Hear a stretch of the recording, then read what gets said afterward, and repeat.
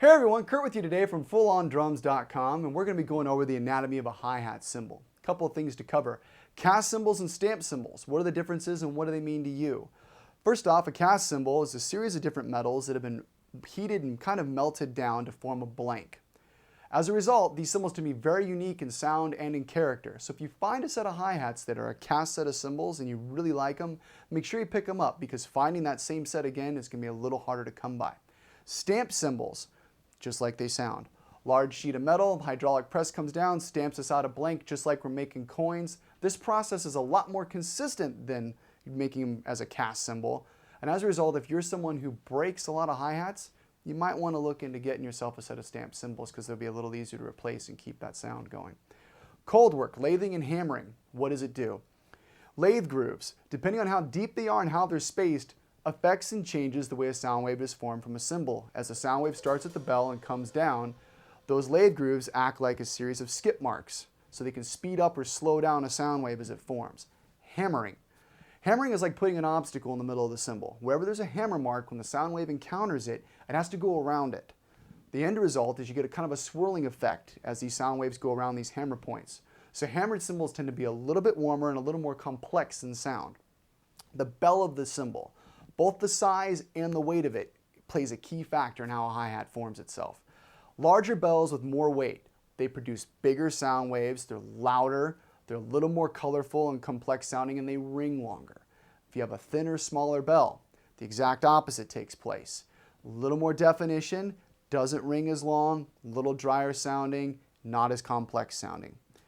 Bottom hi-hat cymbals. Most modern hi-hats that you pick up, you're going to notice that the top is always lighter than the bottom. The bottom is the heavy cymbal. Why is that? You get a lot of your volume from the heavier plate. Okay, you're getting your definition and your initial sound from that top, but all the volume and stuff is coming from the bottom cymbal as it's ringing. When you're playing them open, that nice clang and that cut and everything that's pushing through, coming from the bottom cymbal. Likewise, when you're playing them closed, that nice deep chick that you get, that cut, that crispness, it's coming from that dense cymbal on the bottom, giving you the definition you're looking for. A couple of different cymbals I have here with me today. First set is a set of cast cymbals. This is from Sabian. It's the HHX. It's the Legacy hi-hats. It's a traditional finish, very tight lathing, and some large hammer marks spaced out kind of wide. Let's give it a hit.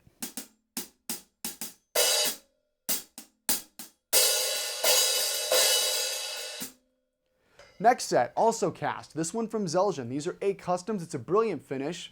Just like it sounds, it's shiny. Brilliant cymbals tend to be a little bit higher in pitch and they cut a lot brighter.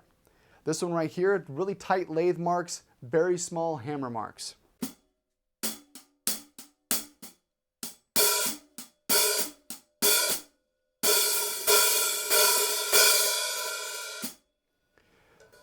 Next set over here is from Paiste. This is the Dark Crisp signature. Okay, this is going to be a stamped cymbal. Still is lathed, still is hammered. These are a little bit heavier in weight, both in top and in bottom. As a result, we get a denser sound, we get a darker chick, and a little more stick definition.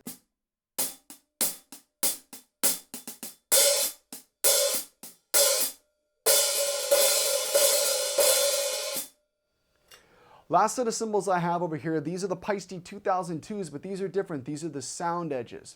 What is the sound edge? A lot of modern cymbal companies now, every one of them has their own version or their own name for it. Paiste calls it the sound edge. Zeljan oftentimes will call it a master sound bottom. But it's a bottom hi-hat cymbal that has these ridges cut into it or stamped into it. And what this does is if you've played older hi-hats where both the bottom and the top cymbal are made the same way, if you're opening and closing them a lot like a jazz player, sometimes that air gap doesn't get out and the cymbals actually strike together and no sound will be produced. You won't hear anything acoustically.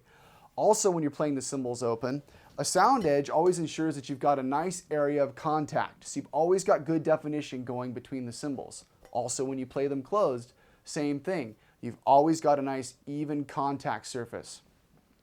Let's give them a hit.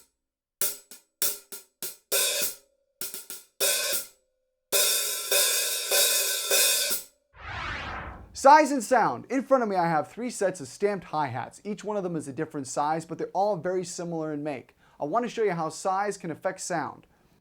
First set, Paiste Signature 12-inch hi-hats.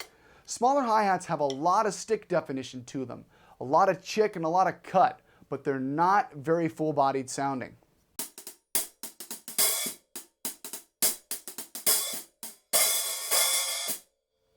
Next set, the Dark Crisps, the Paiste Signatures. These are 14-inch. 14 is probably the most common hi-hat size on the market.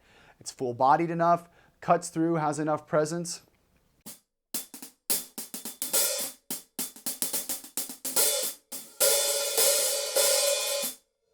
Last set over here, Paiste 20 series, 15s. Larger cymbal, you're moving more air, you have more surface area, larger body, so these cymbals are going to be louder, they're just going to have more presence and volume, but they're going to be lower in pitch.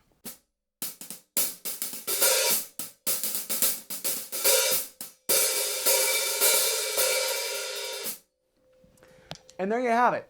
Everything you need to know about hi-hat cymbals in 5 minutes. Thank you so much for watching. This is Curtis from FullOnDrums.com saying I'll see you next time.